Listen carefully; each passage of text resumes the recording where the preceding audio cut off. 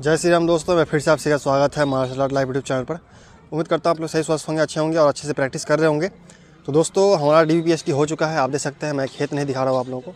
असल में मैं आप लोग दिखाना चाहता हूँ कि DVPST का जो महाराजगंज का सेंटर है, रिजर्व पुलिस लाइन, उसके आसपास का इलाका कहाँ पर आपको खाने का मिलेगा, कहाँ पर रहने का मिलेगा, वो सारी जानकारी मैं आपको दूँगा। फिर आपको सामने से दिखाऊँगा कि रिजर्व पुलिस लाइन का जो गेट है वो किस तरह का है। अभी हम लोग जो है छोटे से होटल पर है, जहाँ पर मैंने अभी खाना खाया, ठीक है। और एक भाई खाना खा रहे हैं, रामानंद भाई, और एक भाई खाना खा चुके हैं, ठीक है। तो इस होटल में यहाँ पे आप लोग खाना खा सकते हैं। अब बात करते हैं कि ये जो आप लोगों को रोड दिख रहा है, ये रिजर्व पुलिस लाइन का पूरा आप देख सकते हैं कैंपस, और आगे में है पुलिस लाइन का मेन गेट जहाँ से हम लोगों ने एंट्री की थी। और इस तरफ आप देख सकते हैं पुलिस लाइन के सामने खड़े होंगे तो बाईं ओर जो रास्ता है ये सीधा 3 किलोमीटर बस स्टैंड में जाता है, महाराजगंज का बस स्टैंड। वहाँ पर हम लोग ठहरे हुए थे और सबसे पहले आपको दिखाते हैं कि गेट जो है किस तरह का है।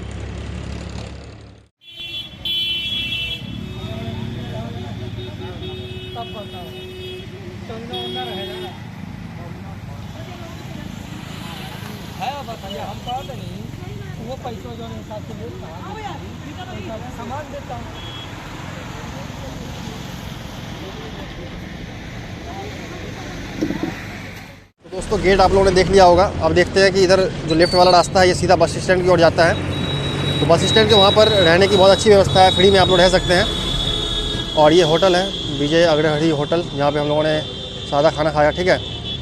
और वहाँ पे रैन बसेरा बस स्टैंड के सामने आप पूछेंगे, रैन बसेरा नंबर 1 जो नगर पालिका परिषद की ओर से मुफ्त में वहाँ पे रहने की व्यवस्था है। वहाँ पे कंबल और बेड है, ऊपर पंखा भी है और बाथरूम भी अच्छा है, ठीक है। कोई वहाँ पे दिक्कत वाली बात नहीं है। खाली आपको आधार कार्ड का जेरॉक्स वहाँ पर देना है और आप लोग फ्री में वहाँ पे रह सकते हैं। तो हम लोग भी वहीं पे ठहरे हुए थे। उसके बाद फिर सुबह में हम लोग टोटो पर कर 10 रुपये हम लोगों ने दिया पर पैसेंजर, और यहाँ पहुँच गए महाराजगंज का जो रिजर्व पुलिस लाइन है। तो यहाँ पर हम लोग यहाँ से जो बाहर निकले हैं वो लगभग 2:45 बजे बाहर निकले हैं। तो दिन भर हम लोग का DVPST हुआ था।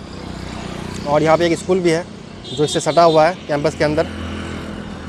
भाई लोग यहाँ पे खाना खा रहे हैं, तो आप लोग भी यहाँ पे खाना खा सकते हैं। जो है अंदर में क्या क्या हुआ मैं आप लोगों को अच्छे से बताता हूँ। आप लोगों ने सारा देख लिया कि आसपास खाने की व्यवस्था, और गेट के सामने भी बहुत सारे फल की दुकानें हैं, तो वहाँ पर भी खाने की व्यवस्था है, जेरोक्स की दुकानें भी हैं, तो कोई भी प्रॉब्लम वाली बात नहीं है। और NH के बिल्कुल सामने है, यानी मेन रोड के बिल्कुल सटा हुआ है कैंपस, तो कोई भी दिक्कत वाली बात नहीं है। अब आगे बात करते हैं कि किस तरह से हम लोग का DVPST हुआ है, किस तरह से हाइट, चेस्ट मेजरमेंट और कौन से डॉक्यूमेंट लगे, कितने फ़ोटो लगे, फ़ोटो कौन सा लगेगा, एप्लीकेशन वाला ये कौन सा, सारी जानकारी आप लोगों को पूरी देने वाला हूँ। तो वीडियो थोड़ा सा लंबा होगा, लेकिन पूरा वीडियो आप लोग ध्यान से जरूर देखिएगा, ताकि महाराजगंज का जो DVPST सेंटर है रिजर्व पुलिस लाइन, वहाँ से लेकर कोई डाउट आप लोगों के मन में ना रहे। हम लोग पकड़ते हैं टोटो, फिर निकलते हैं महाराज बस स्टैंड महाराजगंज। बैग यहाँ रख दिए, हम सामने बैठ जाते हैं। नीचे रखिए, यहाँ रख लेते हैं। बैग रख दिया, बैठते हैं सामने और चलते हैं सीधा बस स्टैंड पहुँचेंगे। फिर वहाँ से तो वीडियो पूरा देखिएगा, पूरी जानकारी आप लोगों को देने वाला हूँ किस तरह से हम लोग का सारा चीज़ यहाँ पे प्रोसेस हुआ है। दोस्तों हम लोग महाराजगंज बस स्टेशन पहुँच चुके हैं, बस स्टैंड पर। और एक गाड़ी में चढ़े थे लेकिन सीट नहीं मिला तो उतरना पड़ा। अभी थोड़ा वेट करते हैं, सीट लेकर आराम से बैठेंगे क्योंकि 1.5-2 घंटे का रास्ता है। ये पहुँचते हैं गोरखपुर। अभी हम लोग महाराजगंज बस स्टेशन में हैं। बस स्टेशन दिखा दीजिए, बहुत महाराजगंज का हेलो। तो देख सकते हैं दोस्तों, रामानंद भाई और गोलू भाई, तो हम लोग सभी तीनों बिहारी कैंडिडेट हैं और आज हम लोगों का DVPST हुआ है। तो बाहर की सारी इन्फॉर्मेशन मैंने आप लोगों को बता दी, कैसे आप लोगों को कहाँ खाना खाना है, कहाँ पे ठहरना है। जहाँ पे रैन बसेरा में हम लोग ठहरे थे फ्री में, तो सारी इन्फॉर्मेशन आप लोगों को बता दी है। अब बात करते हैं कि अंदर हम लोग कितने बजे एंट्री हुई हमारी, और अंदर कैसे कैसे प्रोसेस हुआ, सारा इन्फॉर्मेशन आज बताएंगे। तो गोलू भाई और रामानंद भाई हम लोग को बताने वाले डिटेल में। तो चलिए शुरू करते हैं। तो देखिए, सबसे पहले हमारी एंट्री तो 9 बजे से थी, ठीक है, लेकिन 9 बजे से लगभग पहले एंट्री शुरू हो गई थी ना। हाँ, 9 बजे से पहले आप जा सकते हो। वहाँ पर कुछ देर पहले जाइए, ज़्यादा देर पहले नहीं जाइए, नहीं तो बाहर में आपको खड़ा रहना पड़ेगा। 15 मिनट आधा घंटा पहले जा सकते हैं रामानंद भाई, सही है ना? 15 मिनट आधा घंटा, 9:30 बजे तक। हाँ, तो 9 बजे से पहले हम लोग वहाँ तक घुस चुके थे अंदर में, ठीक है। तो बस आपको गेट में जो मेन गेट है, जो मैंने आपको दिखाया वीडियो में, वहाँ पे आप लोग एडमिट कार्ड दिखाना है, बस आप लोग एंट्री मिल जाएगी। अब अंदर जाने के बाद फिर आप लोग को परेड ग्राउंड में कुछ देर गुजारना पड़ेगा। आप लोग परेड ग्राउंड का वीडियो भी देख सकते हैं। सबसे पहला बात कि हम लोग का जो DVPST था वो था महाराजगंज। कौन सा जगह था? Maharajganj reserve police line, police line. हाँ, धन्यवाद धन्यवाद। धन्यवाद धन्यवाद में आप लोग को बात करते हैं अंदर का, ठीक है। तो 9 बजे लगभग हम लोग की एंट्री हो गई थी। अंदर एंट्री करने के बाद हम लोग कुछ दूर चले, लगभग 700-800 मीटर, तो परेड ग्राउंड में पहुँचे। परेड ग्राउंड में सभी बच्चे जमा थे, आप लोग वीडियो देख सकते हैं। वहाँ से फिर हम लोग को बुलाया गया और वहाँ से बुला के जो छावनी वहाँ पे बनाई गई थी उसके अंदर चेयर वगैरह अच्छे से लगे हुए हैं। वहाँ पे स्टेज बना हुआ है, वहाँ पे हम लोग कुछ देर बैठे, लगभग 10 मिनट बैठे। उसके बाद फिर एक सर आए, उन्होंने अनाउंसमेंट के जरिए बोला कि ऐसा ऐसा है, आप लोग को इस तरह से जो है डॉक्यूमेंट के साथ तैयार रहना है, डॉक्यूमेंट निकाल के रख लीजिए। तो डॉक्यूमेंट में क्या क्या है आप लोग बताइए, क्या क्या लगा था? मैट्रिक और इंटर का मार्कशीट और सर्टिफिकेट, मूल प्रमाण पत्र। नहीं, हम लोग देखिए जनरल से हैं, क्योंकि अदर स्टेट वाले को जनरल में ही काउंट किया जा रहा है। तो जनरल के लिए डॉक्यूमेंट ज़्यादा नहीं लग रहा है, बस 10th और 12th का मार्कशीट और ओरिजिनल, ठीक, और एक आधार कार्ड का 2 कॉपी होना चाहिए आपके पास। बस ये 5 चीज़ लग रहा है और इसके अलावा कुछ भी नहीं लग रहा है। निवास भी ज़रूरत नहीं है अगर अदर स्टेट से हैं तो। अगर आप यूपी से हैं तो आपको रेसिडेंशियल लग रहा है, आपको ले जाना पड़ेगा। यूपी से हैं, आपका जो कास्ट है उसका कास्ट सर्टिफिकेट आपको लगेगा। EWS है तो EWS का लगेगा। बाकी हम लोग अदर स्टेट से थे तो हम लोगों को सिर्फ इंटर का और मैट्रिक का मार्कशीट और ओरिजिनल सर्टिफिकेट, एक आइडेंटिटी प्रूफ और सबका एक एक जेरोक्स और ओनली एक फ़ोटो। और फोटो भी जरूरी नहीं है कि जो एप्लीकेशन फॉर्म में था वही वाला हो, कोई भी फोटो चल सकता है। रामानंद भाई, आपने कौन सा फोटो दिया था? हाँ हाँ, हम तो वहीं दिए थे जो मतलब एप्लीकेशन एप्लीकेशन फॉर्म में था, पॉलिसी में था, लेकिन आप दूसरा ले जा सकते हैं। हाँ, मैं जानबूझ के जो है मेरा जो फोटो मतलब दूसरा वाला फोटो था, एप्लीकेशन फॉर्म वाला नहीं था, मैंने जानबूझ के वही फोटो डाला था ताकि जो मेरा डाउट है वो क्लियर हो जाए कि हाँ दूसरा फोटो भी चल रहा है। तो कोई भी प्रॉब्लम नहीं है। मेरा आधार कार्ड में भी बचपन का फोटो था, उसमें भी कोई प्रॉब्लम नहीं हुआ। और गली का जो एड्रेस होता है, आपके घर का जो गली का एड्रेस होता है, वो भी अगर थोड़ा चेंज है तो कोई दिक्कत नहीं है। डिस्ट्रिक्ट सेम होना चाहिए, पिन कोड सेम होना चाहिए, इससे कोई बड़ी बात नहीं है। और बाकी रहा कि मैंने बताया था आप लोगों को कि इंटर का जो मार्कशीट है, जब सर्टिफिकेट नंबर मांगा जाता था एप्लीकेशन फॉर्म के समय, एप्लीकेशन फॉर्म भरते समय, तो मैंने क्या किया था कि मैट्रिक वाला तो सर्टिफिकेट नंबर दिया था, मार्कशीट का नहीं। सर्टिफिकेट का जो सीरियल नंबर होता है वो दिया था मैट्रिक वाले में। लेकिन इंटर वाले में मैंने क्या किया था, उस समय मेरे माइंड से थोड़ा निकल गया था। जो इंटर का ओरिजिनल सर्टिफिकेट मेरे पास रखा हुआ था फाइल में, बैग में, ठीक है, घर में। तो मैंने क्या किया कि इंटर वाले ओरिजिनल सर्टिफिकेट के जगह पे जो इंटर वाले का मार्कशीट है उसका मतलब सीरियल नंबर डाल दिया था। और मैंने शेयर भी किया था आप लोगों को कि मुझसे ये गलती हुई है। उसमें मुझे डाउट था कि कोई प्रॉब्लम ना हो, तो कोई दिक्कत नहीं हुई। आपका मार्कशीट का सीरियल नंबर हो या जो ओरिजिनल सर्टिफिकेट है उसका सीरियल नंबर हो, दोनों को मैच करवा लिया जाता है। जो भी आपने दिया होगा वो आपके पास डॉक्यूमेंट होना चाहिए। कोई प्रॉब्लम नहीं हुई, फोटो में कोई प्रॉब्लम नहीं हुई, आइडेंटिटी कार्ड में कोई प्रॉब्लम नहीं हुई, ठीक है। तो ये सारा डॉक्यूमेंट का था। अब लेकिन एक काम कीजिएगा आप लोग, मार्कशीट के साथ साथ सर्टिफिकेट बहुत ज़रूरी है, नहीं तो डेट आप लोग को चेंज कर देगा, अगला बार बुला लेगा। इसलिए सर्टिफिकेट बहुत ज़रूरी है कि इस चीज़ का कोशिश कीजिएगा। सर्टिफिकेट अगर कॉलेज या कहीं भी जमा हो तो उसे निकलवा कर ले जाइए, नहीं तो डेट चेंज करेगा तो फिर आपको दोबारा जाना पड़ेगा।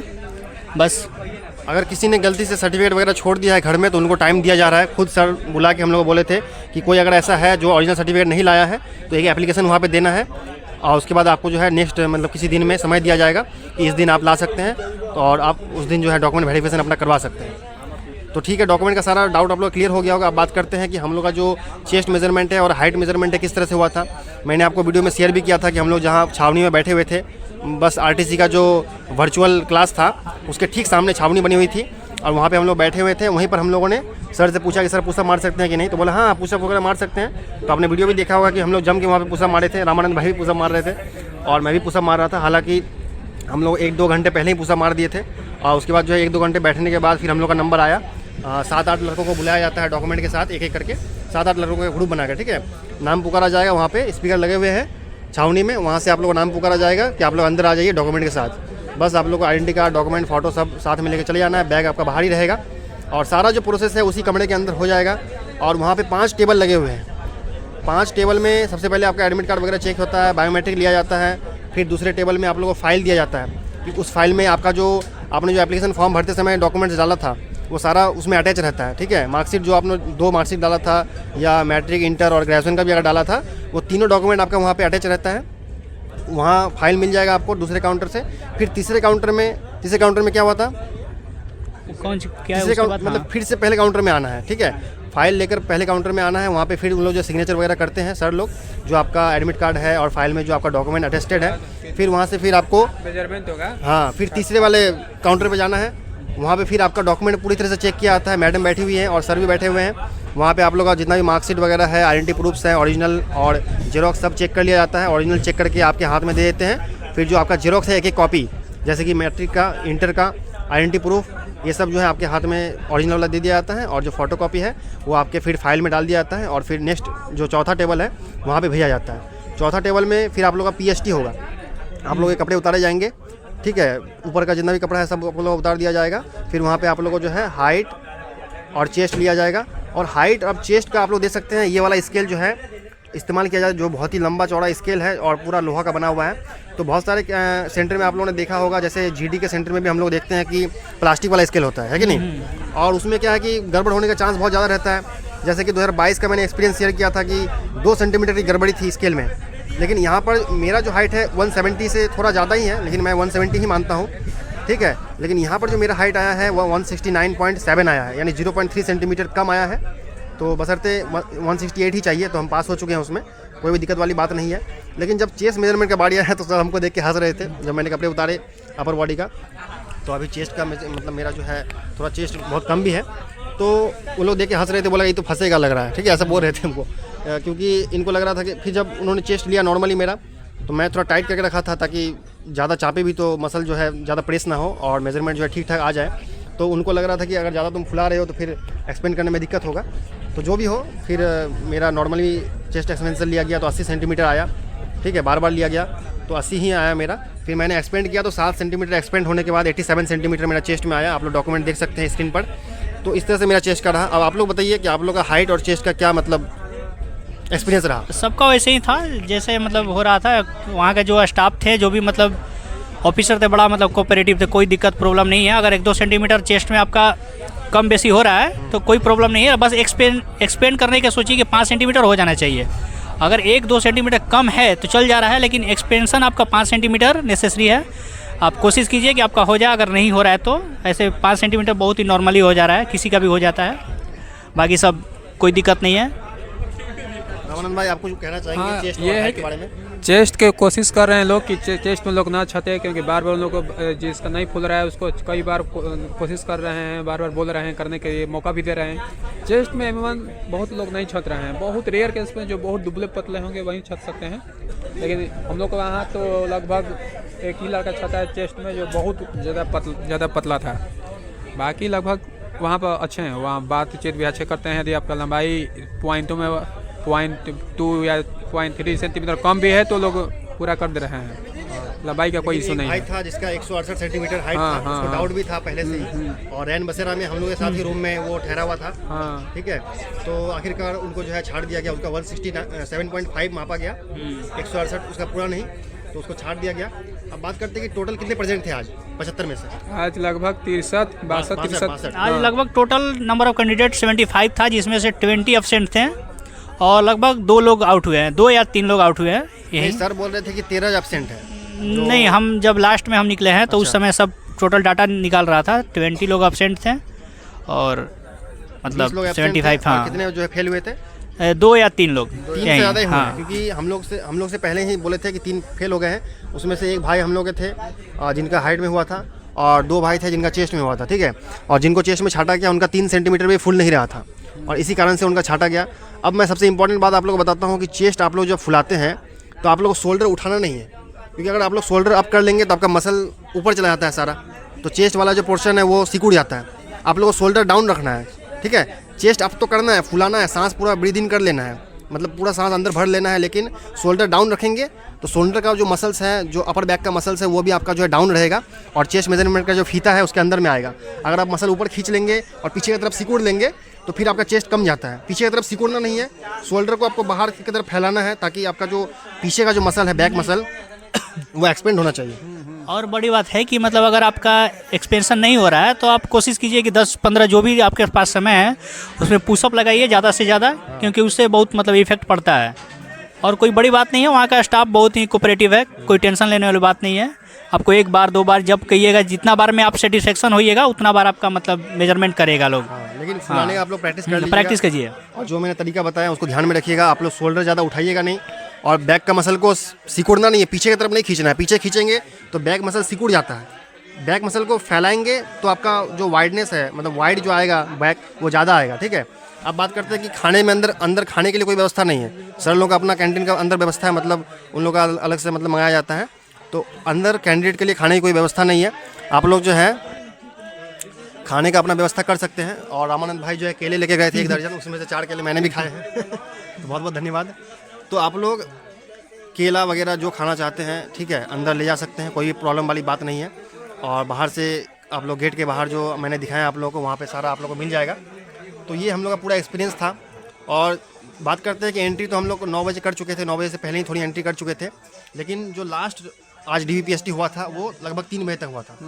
पौने 3 बजे तक भाई लोग निकले थे, भाई सबसे लास्ट में निकले थे। लास्ट में मेरा ही था, सबसे लास्ट में पौने 3 बजे तक, ठीक है। लेकिन ऐसा नहीं है कि आपको पौने 3 बजे ही छोड़ा जाएगा। जिनका पहले पहले हो रहा है तो उनका जो है फाइनली आप जब फाइल सबमिट कर देंगे 5 बजे वाले काउंटर पे, तो आपका जो है आपको बोल दिया जाएगा कि हाँ आप जा सकते हैं, तो वहाँ से आप निकल सकते हैं। लेकिन दोस्त के साथ अगर रुकना है तो आप रुक सकते हैं, रुकने का भी कोई मतलब ज़बरदस्ती नहीं है और निकलने का भी कोई ज़बरदस्ती नहीं है। क्या नहीं, 1-2 लड़का का तो 11 साढ़े 11 बजे ही हो गया था। हाँ। वो लोग घर चला गया था।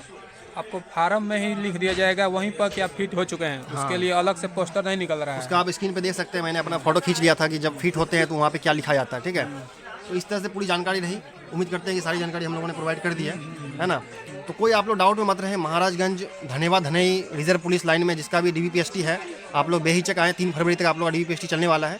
हम लोग अदर स्टेट से थे तो डॉक्यूमेंट का कोई झमेला हम लोग का ज़्यादा था नहीं। आप लोग का कास्ट होगा और डोमिसाइल होगा तो आप लोग देख लीजिएगा वो अपने हिसाब से, ठीक है।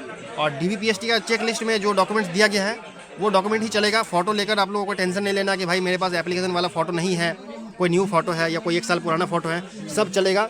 इसलिए मैंने अपना पुराना फ़ोटो ही डाला था और वो भी वहाँ पे मान्य हो गया, कोई दिक्कत वाली बात नहीं है। तो उम्मीद कर रहे हैं वीडियो पसंद आया आप लोगों को। और कोई भी डाउट हो तो आप लोग कमेंट सेक्शन में पूछ सकते हैं। मिलते हैं नेक्स्ट वीडियो में, तब तक जय हिंद, वंदे मातरम। धन्यवाद, बाय बाय।